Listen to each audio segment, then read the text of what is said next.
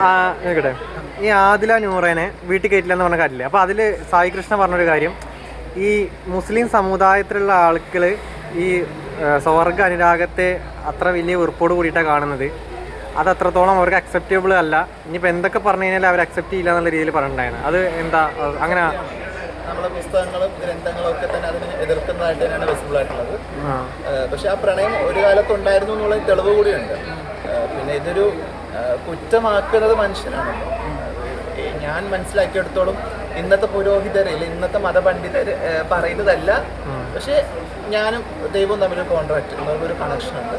ആ കണക്ഷനിൽ ജീവിച്ചു പോകാന്നുള്ളതാണ്. പക്ഷെ സായി പറഞ്ഞ ശരിയാണ്, അങ്ങനത്തെ ഒരു മുസ്ലിം വിഭാഗത്തിനൊരു ഉള്ളിലൊരു അക്സെപ്റ്റ് ചെയ്യാനൊരു ബുദ്ധിമുട്ടുണ്ട് എന്നുള്ളതാണ്. പക്ഷേ അതിനൊക്കെ പേടിച്ച് ജീവിക്കുന്ന മനുഷ്യരും ഈ സമൂഹത്തിലുണ്ട്.